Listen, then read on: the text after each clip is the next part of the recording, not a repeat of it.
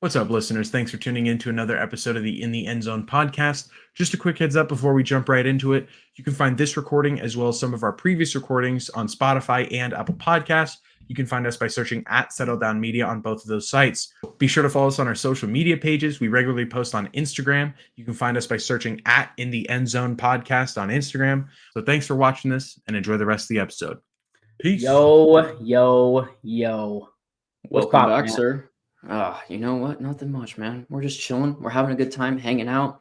For those who are listening and watching right now, Keaton is not joining us this evening filming the podcast because he is doing some business that we cannot really say.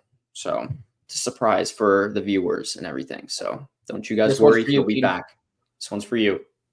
How's your week been? Yeah, can't complain. Just studying up. And that's about it. Just hanging out. Going home too, huh? Going home. Yep. We watched Dexter Original Sin episode 1 together. That was a good time. Great time. We're gonna have to watch episode 2 and 3 alone. To be alone together. But yeah, it was good though. How was your week? You're forgetting something. I am. What am I forgetting? You're going home and doing something other than seeing family. What is that? 26th? Oh, yeah. So I have a job interview on the 26th. Yeah. That's why I'm studying. Yeah, That's why I'm studying. Not going to announce the company's name. Won't be doing that. But no need to. No need to. But I'm really excited. Hopefully this is it. Can land this. Don't know where I'll end up yet, but you know what? Further details and information to follow. Yep. Hell yeah. Mm-hmm. Hell yeah, dude. Well, I'm excited for you. I've had a good week, though, too. We just mobilized into my new job, so I'm with my new team and have been for the last 2 days. Tomorrow, I'm actually going golfing and then to a Christmas lunch, so not much work is going to be done. I apologize to my team if you're listening. They aren't listening, but I've been really excited for this project for a while, so it's been a good time. We had this presentation in front of like some major higher up guys, like our CEO today, so that was a little nerve-wracking, but went well and ready to rock and roll. Rock and roll. But Anthony, we have some football to talk. Are you ready? Oh, I'm so ready. Let's get to it. Are you ready? Green 18. Red 48. Settle down. Wide 80. Set hut. We suck. We suck. Get rid of Belichick. Get rid of Mac Jones. Get rid of our entire fucking receiving core. You guys are 2-8. That's what I thought. 2-7, 2-8. It doesn't matter. We still suck. So Seahawks played the Ravens. Final score was 28-25. Geno Smith, 5 touchdowns, no interceptions. Anyway, not really much to write home about that game. Just right. This is I don't think Jared Goff is a top 5 quarterback in the NFC. Wait, are you putting Justin Herbert over Jared Goff? Yes. It was like an interview for like a new podcast company. Called Brazzers. I mean, you could see I'm literally in the headquarters right now, dude. You know what I just realized about that intro is after he's talking about the Geno Smith thing, I realized I took a sip out of a Coca-Cola. Oh, that's fitting. That's fitting. For the viewers that did not watch the award ceremony, I gave Ant most likely to not drink water on a podcast because he is drinking another liquid award. So that was very fitting. And Ant, I put this in the private chat. However, I kind of want to say this. I just realized when you say, we suck, you have those glasses.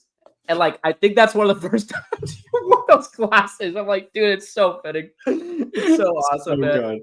So good. Man. Well, let's get on. Let's get on to our Week 15 recap, shall we? Yes, let's just start off with Thursday night. For like Zach said, we weren't able to really watch that game too much because of our award show that we were doing last Thursday. But the final score to that was It was Rams at Niners. Rams ended up taking this win 12-6. Niners continue to lose, and they now honestly need to start going for that draft pick. That's my best advice for the Niners right now. We'll talk about it later. Yes. Moving on to Sunday games, we have the Patriots at Cardinals. Cardinals ended up taking this win 30-17. The Ravens at Giants, and Ravens actually destroyed the Giants 35-14. Surprisingly, Derrick Henry did not have a great game, though. He wasn't really seen too much in that game. After that, we have the Jets at Jags. Jets ended up taking this win 32-25. Close game for Mac Jones. Next game, we have Cowboys at Panthers. Cowboys took this win 30-14. Cowboys actually looked like a good Cowboys team, but then again, it's the Panthers defense. Not good. Then we have the Commanders at Saints. A close game. Close game to call, but Commanders ended up taking this win 20-19. Bengals at Titans. You see now, Bengals ended up taking this win 37-27. Joe Burrow, though, he was not happy. He was not happy with this win at all. He said, "We played like ass. We suck. We should have beat them by at least 40 is what he said."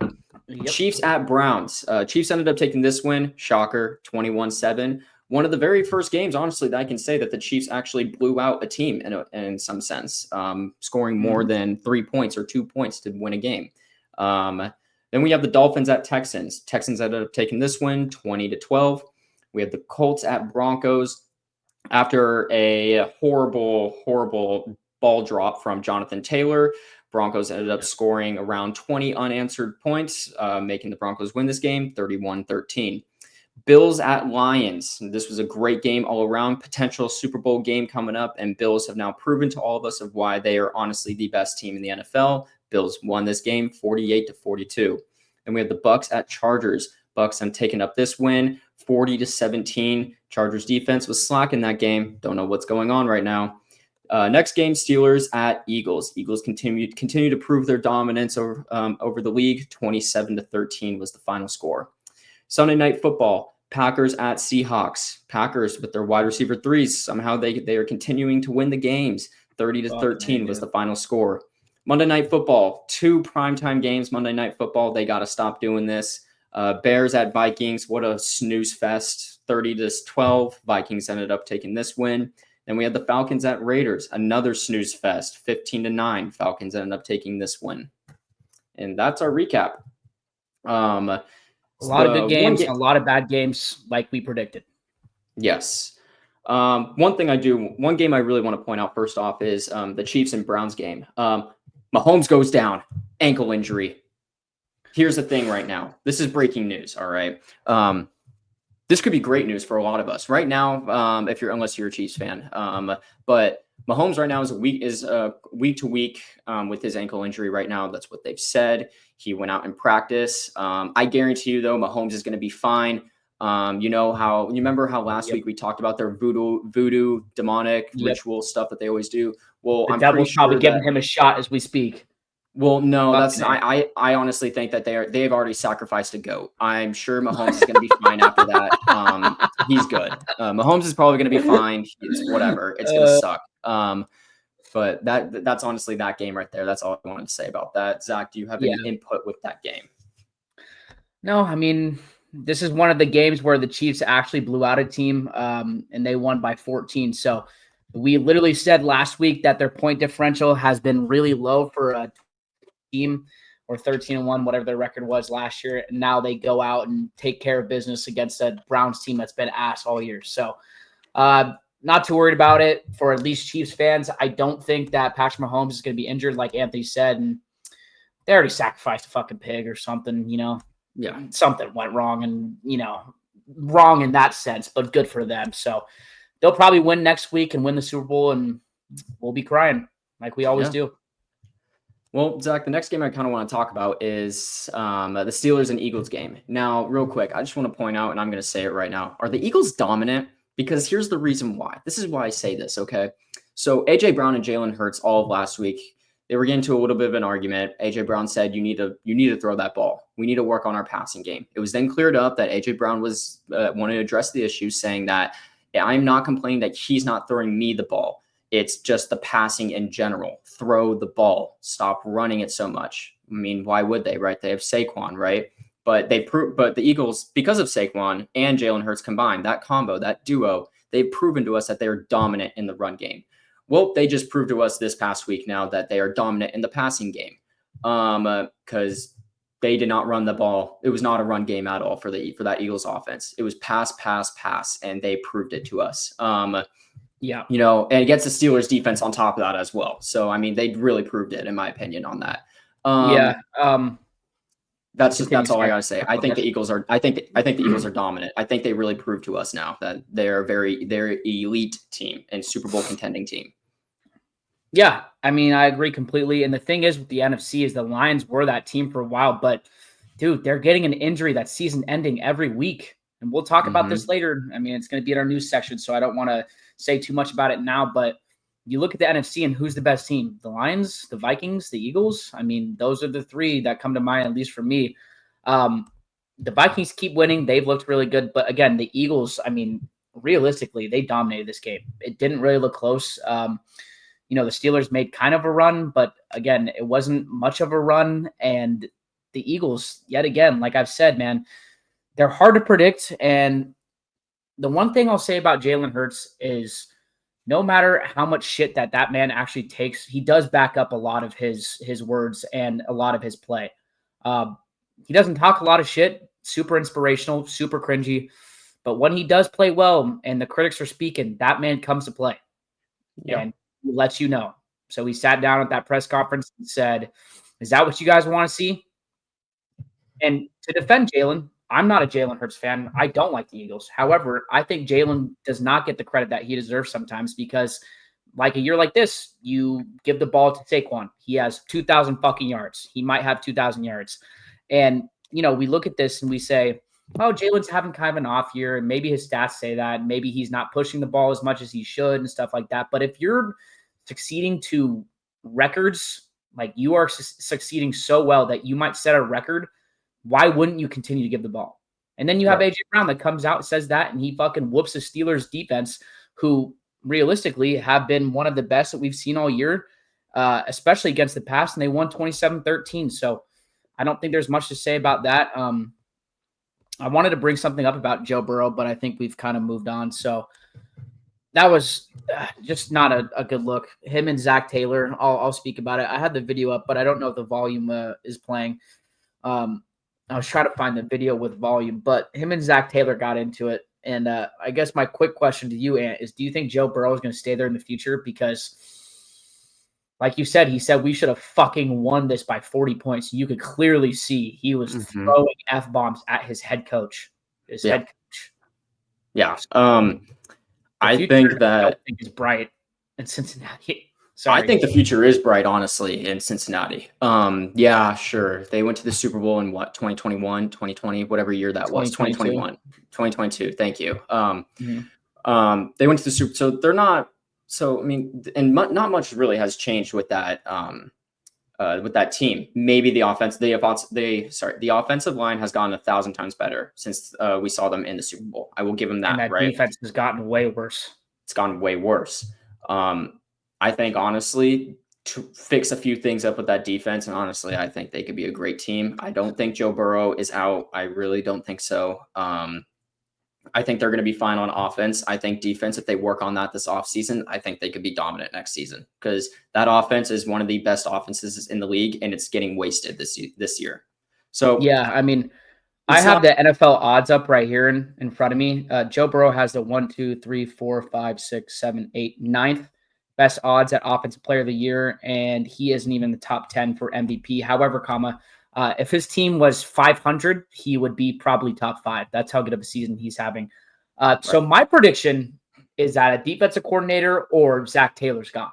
Someone has to fucking leave that organization because you can't have that much talent and be that ass. Something's happening. Right. We saw it. Joe Burrow's not happy. And if Joe Burrow's that guy, and he is that fucking guy, you stay with him. You get rid of a coach that went to the Super Bowl but hasn't done much since. But I'll get into this next game, Matt, just because I feel like it's kind of fitting for me. Yeah. The 49ers versus the Rams. What should the 49ers do? And we're in a position right now where we're 6-8. Our projections or odds to make the playoffs are probably less than 20. It's brutal. It's brutal. Right. And 2 weeks ago, I said for the first time ever on this show and really ever about any of the teams I like that we should specifically lose games so we can get a better draft pick. I don't want to lose games. I just think strategically it makes the most sense because if we were to get to the playoffs, what are we going to do? We're going to get belted to ass against one of these good players because we don't have half our starters in. So at this point, we're 6-8. We just lost one of the worst losses I've seen, which sucks. I mean, from what I saw, and I kind of had it like playing on my other tab when we had the award show going, what I saw was just a brutal, rainy defensive game that in the end we choked. And that's a reoccurring theme. And we need some offensive line. We need some defensive line. And we need a lot of help. And this draft pick or this draft class it's full of it. It's full of it. Right. There's a lot of good offensive linemen, a lot of good defensive linemen. You don't want to obviously lose out, but you have to focus on the future now. 6-8, you got to make some contracts happen. You got to start thinking about what you want to do. And one of those contracts is Brock Purdy. I guess before that game, it was solidified that he was going to get a contract extension. It is now not solidified that he's going to get a contract extension, which to me doesn't make a lot of sense just because of one game, one bad throw. Look, I'm not fucking debating if Brock should get it or not. I'm not defending him. I just think that that's a little silly to me. He doesn't get a contract because of one game. That does not make a lot of sense. And I think the 49ers will do the right thing. They'll continue with him. They'll continue with Kyle Shanahan. And they just need to draft well, have a good free agency, and try to get back at it next year. So that's what I think the 49ers should do. I don't know if you have anything else. It's more of a 49ers fan speaking here. I mean, from an outsider, you kind of agree with me. So, yeah, I agree. I think right now, honestly, if I were a Niner fan, I just want them to tank at this point. There's no point. You guys have a less than 1% chance as of now to make the playoffs. Oh, is it less than 1? It's less than 1. Guys, I thought it was like 20. I was still being fucking optimistic. I'm not even optimistic. I mean, Ant knows I'm not fucking optimistic at this point. So yeah. So you guys are after this week, you guys are now have a less than 1% chance to make playoffs. That's not great odds, obviously. And I think at this point, if I was a Niner fan, tank, get the better pick position. Just move on. Sign Brock for a 50 mil contract maximum. Whoever is saying sign him for 60 mil, you are out of your goddamn mind. I'm sorry. You are out of your mind. And maybe Brock that will ruin the team even more if you even think about wanting to extend Brock for a $60 million contract. And maybe Brock deserves that because of the QB market and how it's been playing out. All these quarterbacks continue to get better and better and better and better contracts. However, if you're the 49ers and you're Brock and you want to win Super Bowls, you can't take more than 50, kid. That's it. That's it. Because that's the Zach, 49ers. do you remember me telling you what your guys' cap space is? If not, I can tell you right now. Not a lot. The Niners cap space right now is at $55.4 million. That's not a lot. That is not a lot. Ideal. And that's all going towards Brock. I mean, that's why you got a good GM, head coach, front office. They'll figure it out. And at this point, just have no faith. It's like my fantasy not the team. Saints that have negative 93 million. It's just done. Yeah. But anyways, moving on. The last game we want to talk about is the Bills versus Lions. Now, are the Lions in trouble? Are the Bills the best team in the league right now? The Lions have for those who don't know right now, Lions are getting very significant injuries. There are a lot of injuries happening right now for that team. It's honestly reminding me a lot of the Niners when they're starting to get close to the postseason, right? Yep. It's kind of reminding me about that a lot right now. Bills look dominant. They're the best quarterback in the league. And it is not Patrick Mahomes. Easily. Josh Allen right now is the best quarterback in the league. Easily. I agree completely. Miles. He should win the MVP. He should win MVP. Bills look good. They figured it out. They have a good dynamic. Josh Allen doesn't have a whining, complaining Stephon Diggs yapping in his ear all the time. He's actually focused. He's got the team motivated. The defense honestly looks great. Sure. Yeah, let's go back to the score real quick of that game, actually. Sure. Did the Bills win 48-42 against the Lions? Yeah. That defense definitely lit up a lot of points, but you're winning games. The Lions are arguably the best team in the NFC right now. I mean, to me, that's not a big deal. Bills are by far the best team overall as a whole. And at one point, yeah, I said the Lions were definitely the most skillful, but shit's changing now. We'll go into that a little bit more with some news, with one major injury that I would like to talk about with the Lions later on. But I think the Bills are the best team, and the Lions, are they in trouble? I think they're definitely a little bit in trouble right now. Yeah. It doesn't look hot right now for them. They got to figure it out. Yeah, I mean, I couldn't agree more.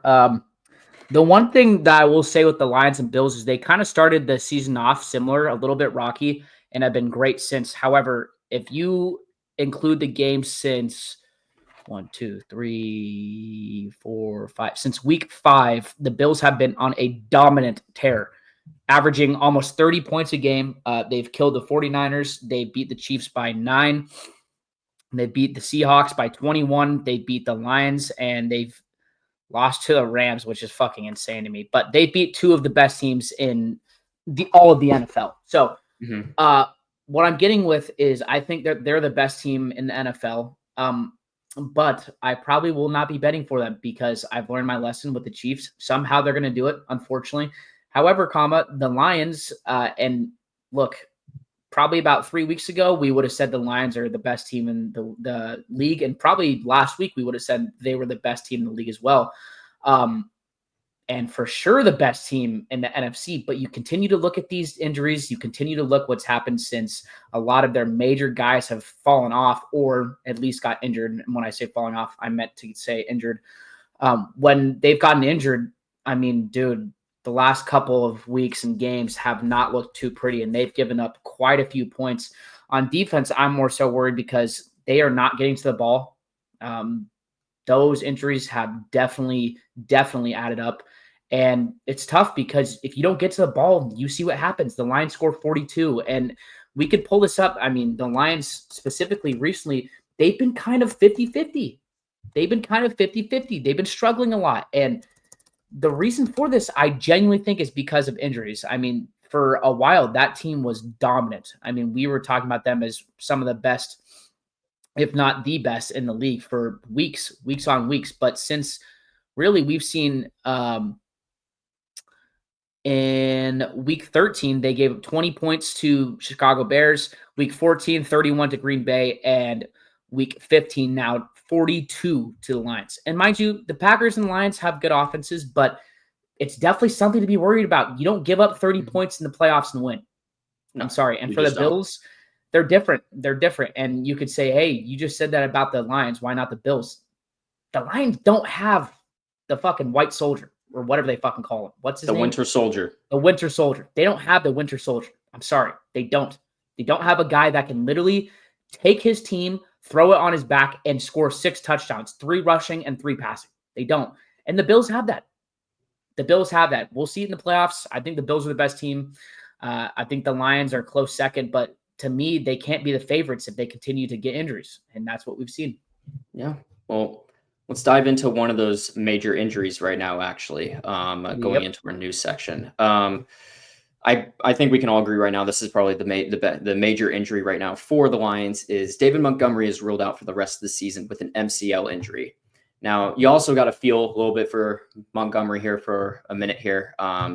So David Montgomery's over/under rushing yards for this season was 775.5, right? Before he got injured, or when he got injured, right? He ended his season with 775 rushing yards. No way. He needed half more rushing yard or one more. You know what I mean? Like, yes. Just Vegas was under the field, just grabbing at his ankle. Oh yeah. Big That's time. Crazy work. That's Yeah. crazy, dude. That fucking sucks. That's a huge injury for that Lions offense too. Look, the Jahmyr Gibbs and David Montgomery duo in that backfield. I'm sorry, that's an unbeatable backfield right there. Like, and it has been insane. all year. It has been all year, which sucks for Hunter's team, by the way, in fantasy. Well, he's done now. Or maybe it's decent. Maybe it's decent because his other boy will get a bunch. However, dude, it sucks. I really like Monty. I really, really like Monty. And the Lions are probably my favorite team in the NFC to at least win it. Like, if there was a team where I'd say, hey, they win it, I'm fine with it, right? The Lions would be that besides the 49ers. Losing David sucks. It sucks completely. It's a complete change of pace back where you go from David to Jahmyr Gibbs. And now they have, film on just Gibbs rather than both of them. Not to say that's bad because Gibbs is top 5 in the league, in my opinion. But you lose a guy like that, and not only is that hard on the field, but that's going to be hard in the locker room. Like you said, they've been the heart and soul of the offense. Them two, both Knuckles and whatever the fuck they call it from Sonic. Knuckles and Sonic. Yeah, Knuckles and Sonic. And I mean, it's just a combo that I think is going to hurt more so just the team dynamic than just physical play, because I think obviously Jahmyr Gibbs is great, but again, it might hurt the play too because you don't get that change of pace back. And the Lions, man, they've had 3-4 major injuries. Darius Smith, we saw it with Hutchinson. We see it now with our boy Monty. And it's like, fuck, man, you don't win a lot of Super Bowls in games like this, especially when you have a coach that is super ballsy. I mean, How many times have we seen 4th and 1, hand the ball off to David, and David, him being a fucking truck, gets it. So it's definitely going to affect that team. It definitely will. And I'm hoping that they can get through it, but we'll see. Lions are going to have to play smarter on offense now.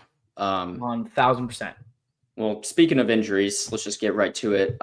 Last week, I talked about Derek Carr being injured and whatnot. Well, it's official. Derek Carr is officially unlikely to return this season due to a hand injury now.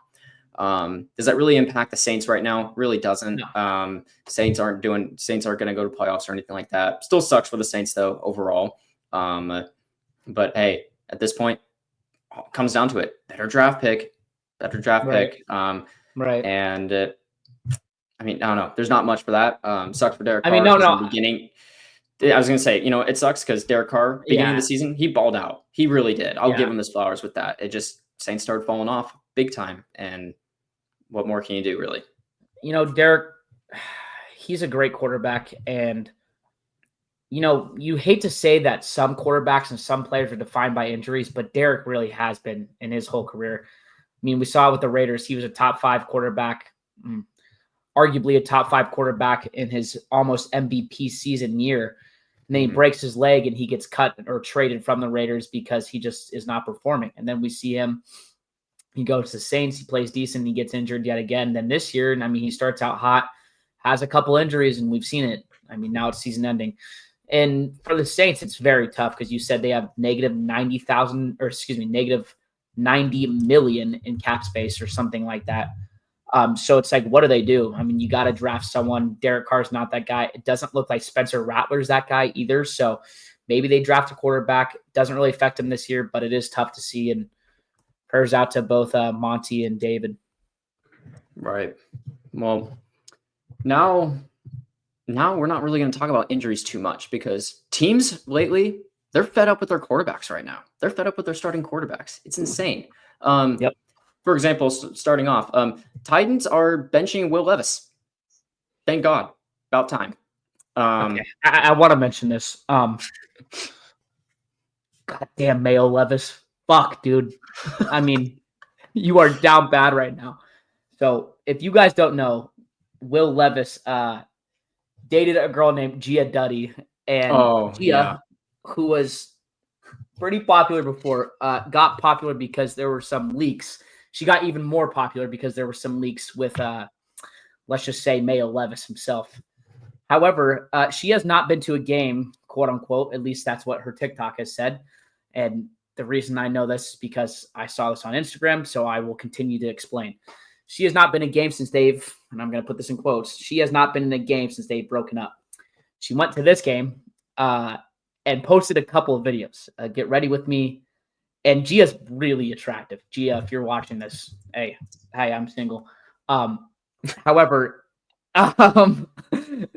I think Will Levis knew because Will Levis ended up throwing 3 picks and got benched and now is not the starter. So Will hasn't seen his girlfriend, presumably, since they've broken up. She goes to one game and he throws 3 interceptions, man. You got to feel for the guy. I mean, he hasn't seen her in probably a year, I think. It's been a while since they've broken up. She goes to one game. This man's just shaking in his boots. Throws 3 interceptions. I want to pull up his stats. I actually have it. So okay, please read it. Please. So let me just keep in mind too. Will Levis got benched in that game for Mason Rudolph. So let's just let me just kind of put this in perspective real quick. All right, Rudolph's gonna take your bitch. Will Levis went 8 for 12, 89 yards, 0 touchdowns, and 3 interceptions. Once he got benched, Mason Rudolph went 21 for 26, 209 yards, 2 touchdowns, and 1 interception.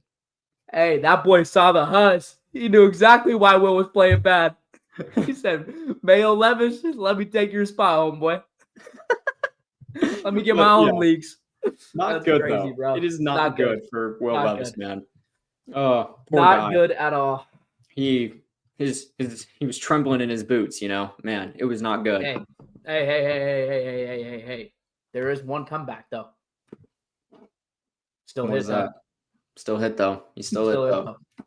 Well, Sorry. Moving on to the next team that will be benching their quarterback is, honestly, and I kind of feel bad for this one, Jameis Winston's getting benched. Yeah, I mean, he's getting benched for Tom. Go. No, go for it. I was gonna say, so Jameis Winston's getting benched, and who will be starting for the Browns will be Thompson Robinson. Yeah, Dorian. Yeah. Yeah, and he showed a little bit of potential with the Browns. He was drafted out of UCLA, but he's really not that guy either. And I mean, Jameson has had the most Jameis stat line of all time. I mean, his year has been the most Jameis stat year of all time, and his career continues just to be so specific and consistent with Jameis stats. I mean, it just doesn't change. He doesn't change. He starts for a bit, he plays well a couple games, he gets benched. I mean, that's Jameis. He throws one interception for 1 touchdown. That's Jameis. And that's what we've seen this year. We saw this coming. Sucks, but the Browns ain't shit either. So it is what it is. Yep. It's what it is. Well, for the next one, this one's actually kind of shocking, I will say. Shocking, not shocking. Kirk Cousins himself is getting benched. And the boy himself, the draft pick man himself, Michael Penix Jr. will now be starting for the Falcons starting this week. So we finally this one's pretty crazy. We're finally going to be able to see what this man is all about. And I'm excited, honestly.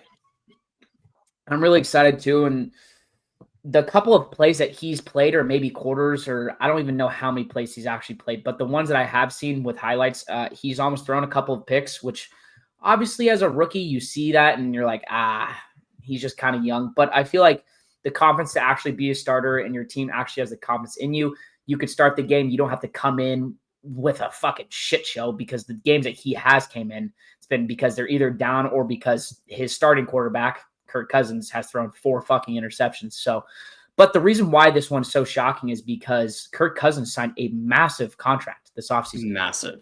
Like it. And before we had like the huge market explosion for wide receivers and quarterbacks, Kirk was one of the huge ones that happened like right after last season. And his contract, which I'm pulling up right now, was 4 years, $180 million and $50 million signing bonus, $100 million guaranteed. If you do that, you do the math on that, that's $45 million a year. Jesus fuck, dude, that's fucking crazy that Brock's gonna get paid more than that. I really hope that's not the case for us and he gets benched. But sorry, I'm just kind of foreshadowing potentially, or not foreshadowing, hoping that that's not foreshadowing. But yeah, I mean, he gets benched making $40 million a year. He's probably still happy, but that is fucking nuts for the Falcons. Yeah. And we called him crazy with that draft pick, but if Michael Penix does fucking pan out, maybe they were crazy in a good way. Yeah. Well, you know what is not massive? Caleb Williams. He's not looking too good right now. So Caleb Williams looks like he is just done with this season. I'm just going to point it out there right now. The man looks unmotivated, keeps getting sacked and beat up out there. And the man just he cannot catch a break. Zach, why don't you pull up the photo? This is just proof right here. We're going to pull this one up real quick. He just looks defeated. Hey, I will say though, defeated man. At least his nails aren't painted. Thank God he changed that, right? You think he learned a little bit from that. But man, dude, I mean, this is the thing. And I don't want to continue to glaze this man, because I did for a bit, and I'll completely admit it. However, I do want to defend him a little bit, because that man is getting hit every other fucking play, Amp. every other fucking play. Like even you're saying it, and you don't like Caleb. Yeah. I mean, it's. I want to look this up right now. Most sacks taken by a rookie quarterback, because he has to be top 5. Yeah, Caleb Williams right now has 58 sacks against him. God. With 14 games. The most is David Carr with 76. We do the average. Oh, I want to do this real quick. We do the average. Sorry, Keaton texted me as well.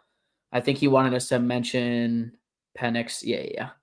We already got you, Keaton. Love you, buddy. 58 divided by 4. That is 4 sacks per game, 62. Bryce Young last year took even more. However, he took 62 in 16 games. That's 3.8. And then David Carr had 76 divided by 16, which is 4.75. Caleb is on pace to have the second most ever at 66, which would be his pace right now in 16 games. But you look at this dude, and he's getting hit every fucking play. Every play, it's like, dude, how can you gain any confidence, any momentum, anything like that when you have that, or you have fucking your wide receivers running wrong routes or running out of bounds and then just staying out of bounds like DJ Moore did a couple of weeks ago? Yeah. You got to feel for the guy. You got to feel for this team. And eventually the fans, sucks for you, but maybe you move on, because this organization's shit. Yeah. You need to draft offensive linemen. You need to build around Caleb, because I don't think he's bad. When he's had decent protection, we've seen 350-yard games. Mm-hmm. It's as simple as that, but he is down bad, and it is what it is. I want to bring this one up because I put this actually in the notes, and the defensive player of the year race right now has been wide open for a couple of weeks, I feel like, and maybe really all year, because there hasn't really been a breakout pass rusher, which is typically the type of guy that wins it. So I'm going to share my screen, and I want to show you guys something that I think is really interesting. So here's my screen. Here are the betting odds from 5 days ago from Vegas Insider. So we have TJ Watt at -275, Patrick Surtain, Xavier McKinney, Myles Garrett. That's crazy. They have him spelled wrong. That's wild. Will Anderson. Yeah, that's crazy. Danielle Hunter, Kirby Joseph, Chris Jones, Andrew Van Ginkel, who's had a great year, by the way. Andrew has been really good. However, there is a guy on a team right now that has a 90% chance of making the playoffs and has turned their defense from one of the worst, or maybe mid in the pack last year, to one of the best this year, who is not the guy that was mentioned on this team, which is the Broncos. We saw Patrick Surtain at number 2, who has had a crazy, crazy good year. In my opinion, easily the best cornerback in the league. TJ Watt, I just want to pull up these stats and compare it to the guy that I have. And look, we don't talk a lot of college ball on this, but this is kind of the issue with a lot of these awards. A lot of them are just popularity contests. And I don't want to say this completely, and it looks like TJ is actually hurt right now, but we look at these odds, right? TJ Watt right now is the favorite if he is not hurt. However, I want to point this out. Nick Bonito, who is a second-year player from Oklahoma, has had a breakout season. He was drafted 64th in 2022 or 2023 from Oklahoma, so I've got to watch him play a little bit. However, this man has 11.5 sacks, 41 combined tackles, 2 touchdowns in the last 2 weeks, and a couple forced fumbles. TJ Watt, on the other hand, this year has 11.5 sacks, a couple forced fumbles, and does not have any touchdowns. So you compare this, and he has 54 tackles. You compare this, Nick has more sacks, which typically, or they have the same amount of sacks, but he has more touchdowns, which typically a touchdown or a sack is the number one reason why you are the defensive player of the year. If you are the best pass rusher in the league, you typically are the defensive player of the year. We see this with TJ. He's having a good year. However, I don't think it's necessarily fair to not have Nick Bonito in the top 10. The last 2 weeks, he scored more touchdowns than a couple of quarterbacks. This man has been balling the fuck out, and I want to give him a shout out and the Broncos a shout out because they have been fun to watch, man. They have been fun to watch. That would be a team that I would not mind winning. I'll say it straight up. Nick Bonito, I've watched him since Oklahoma. Thought he was a great pass rusher. Little light in the ass, has gained weight. That man has been on a fucking tear recently. And that interception that he had last week, and I don't know if Aiden and I really handled the situation too well. You know what? I'll pull it up real quick. I just want to show you guys this because this was a really cool play. You look at this, and there was an interview afterwards where the guy that is throwing this, which give me 15 seconds. The guy that was throwing this, Aiden Mitchell, was the rookie, and he said that was the game plan. He said that was the type of play that he was supposed to do. And you look at this, Anthony Richardson throws it to him kind of in the flats, and then it's a trick play. He's supposed to throw it back, or he's potentially supposed to run it. And we'll play it right here for you guys. But, yeah, I mean, I'll continue what I'm going to say after this. So he throws it. You can either run it or you throw it back. Nick Benito, prime Ed Reed, just comes out of nowhere, pick 6. Second touchdown in 2 weeks as a defensive player. He's having a breakout. But the reason I said that is because Aiden and I said that was the type of play that was ran. That was what he was supposed to do. And as a guy, he was like, yeah, Ed Reed, he's like, it was good play call until number 15 turned into prime Ed Reed and intercepted it. I want to say a couple things. One, I don't think he threw that ball more than 20 miles per hour. I mean, he lobbed it, so I'm going to blame it on him. Two, if you see a guy there, why throw it?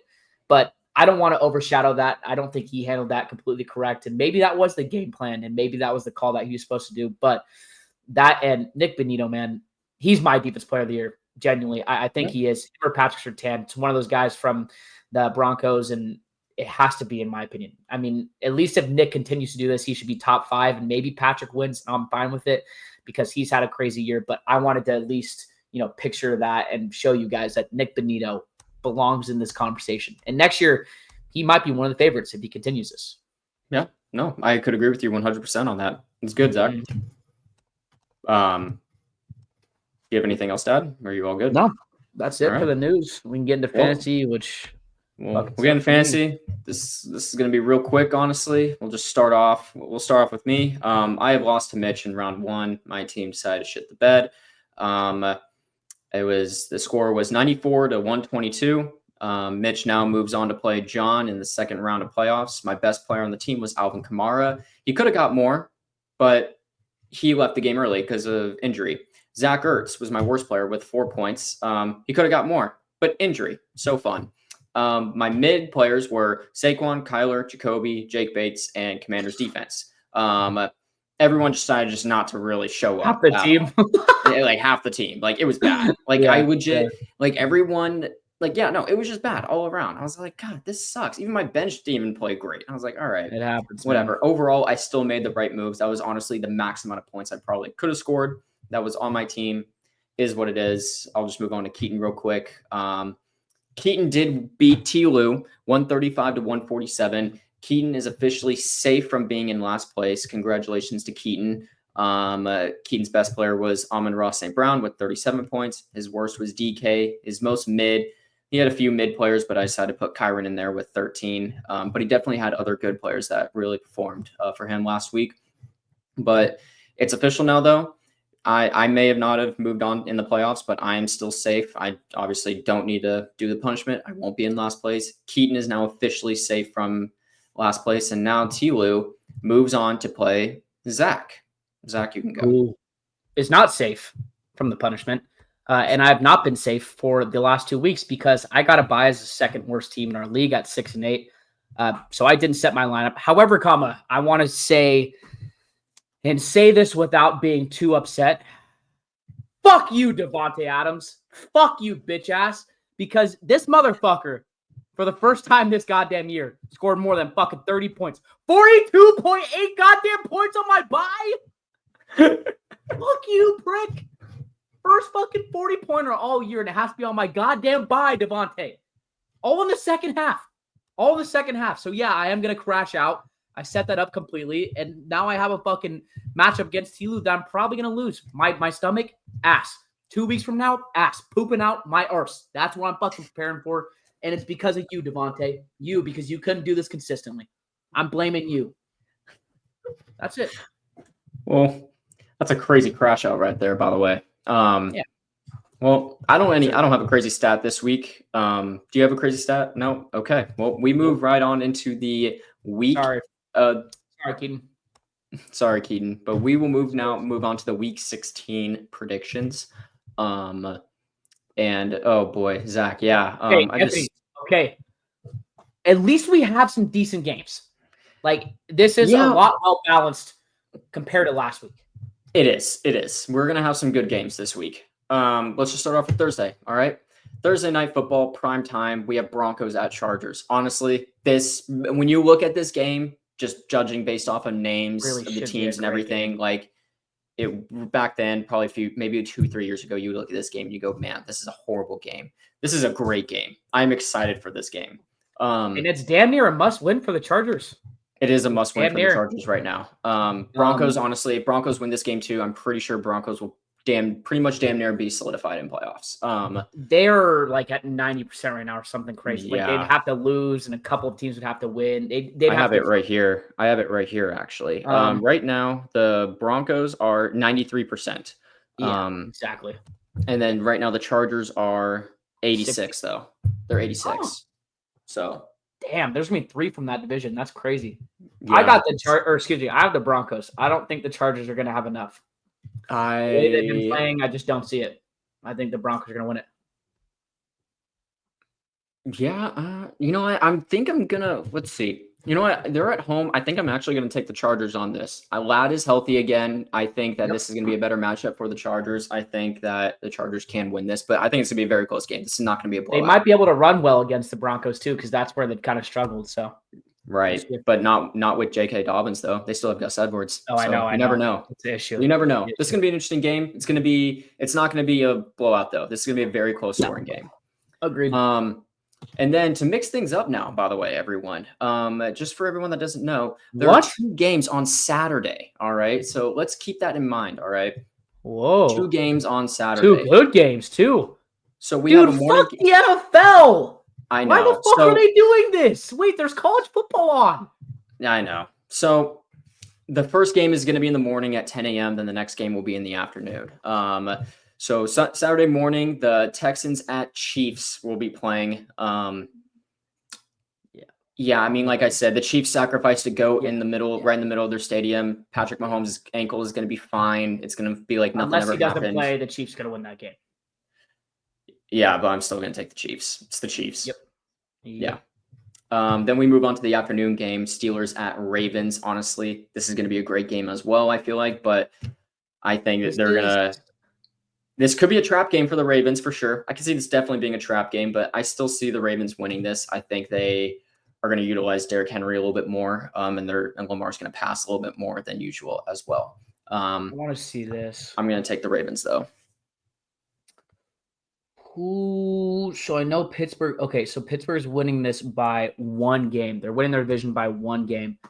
To me, this is a must-win for the Ravens. I think I'm going to take the Ravens just because they're motivated to win this and they want to win that division. And when I say it's a must-win, I think the Ravens are still going to get into the playoffs. However, it's damn near a must-win. It's damn near a must-win to stay competitive in their division. And that's what I meant when I said must-win. I'm going to take the Ravens. Okay. Then we move on to Sunday. Everything back to normal now. Sunday morning, we have the Rams at Jets. Sorry, Zach. Devontae's not going to get you 42 points against that Rams defense. Actually, maybe he won't. I'm going to go with He'll probably score fucking 12.2, and I'm going to go with the Rams too. Fuck you, Devontae. Still crashing out, bro.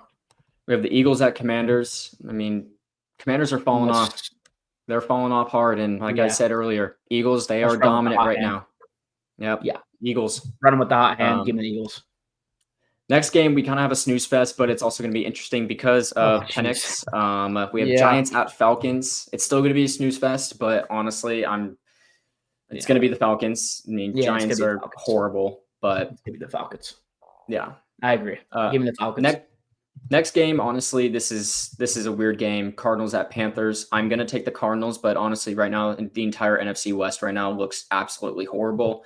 But maybe besides the Rams and Seahawks, but honestly, even the Rams and Seahawks to me are more on the mid side of things. But I will take the Cardinals over the Panthers. I want to say this. The Panthers were favored for the first time in like 22 games last game and then got blown out by the Cowboys. There's just no way they're going to win this game either. Maybe they do because they're at home, but I'm going to take the Cardinals. I thought that was funny. First time favored by 3.5 points against the Cowboys to get blown out. That's a momentum killer. That is for damn sure. Oh, yeah. You just don't see the Panthers. I don't see it. Yeah, no, I don't see it. Next game, we have the Browns at Bengals. They're in Cincinnati. Joe Burrow, he's just going to keep doing he's going to keep being Joe Burrow. I think he's going to be fine, except that defense has got to lock the fuck in, or else he's going to crash out. But nevertheless, give me the Bengals. Give me the Bengals as well. Next game, we have the Titans at Colts. Jesus Christ. I have nothing to say. I have no description for this game. Moving on. Give me the Colts. Yeah, I mean, this might be the worst game of the week by a good margin. Give me the Colts. And geez, another boring game. Lions at Bears. Not saying it's boring because both teams are shit. I'm saying it's boring because there's a dominant team and a shit team. Yeah. No description with for all this the injuries. This might be a 21-point game where the Lions beat the Bears. Yeah. Give me the Lions. We now move on to the afternoon games. Even these games are okay. Vikings at Seahawks is our first afternoon game starting at 1:05 Pacific Standard Time. I mean, I have my opinion. I have my opinion.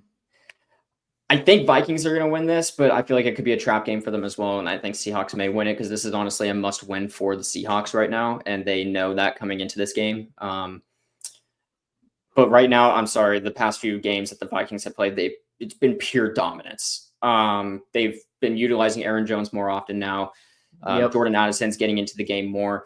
Plus, you still have Justin Jefferson in there. Sam Darnold, sure, he's throwing picks every once in a while, but the man's balling out. I think I may still go with the Vikings on this. Yeah, I'm not gonna lie, you just read my mind. I mean, I think the Seahawks are going to come out and obviously have to play kind of hot because this is damn near a must-win game for them if they want to continue to be number one in the NFC.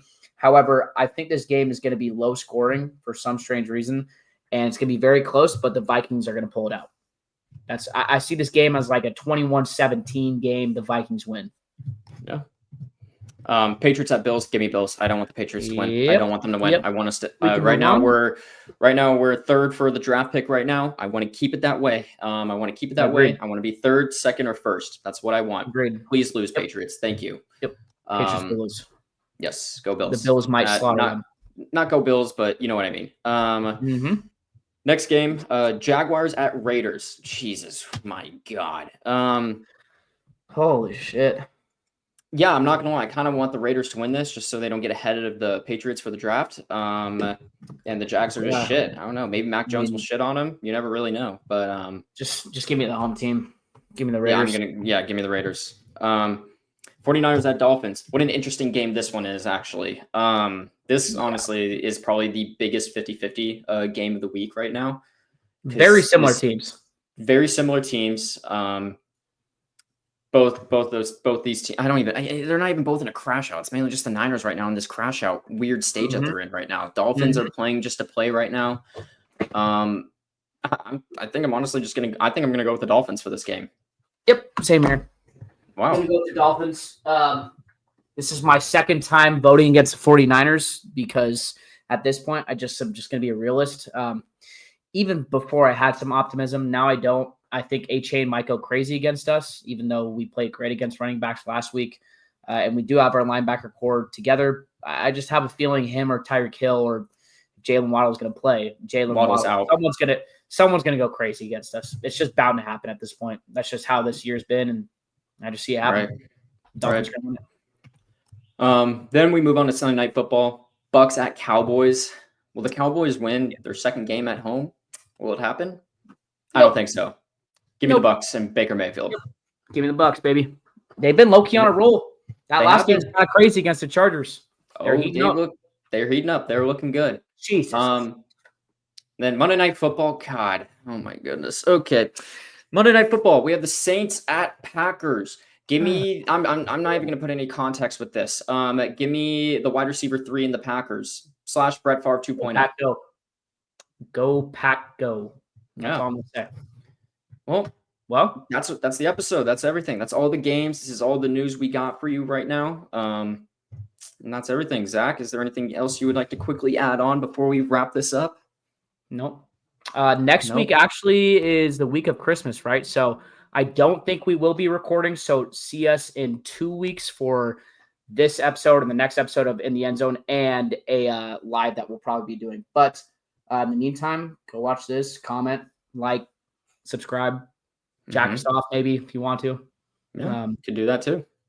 Whatever you're thinking, just do Whatever you're thinking, just go ahead, do it, and do it, boot it. I don't know, whatever you want to do. Whatever you want to do. Yep. Well, all right, fellas. Until next time. Until next time. Happy holidays. Happy holidays.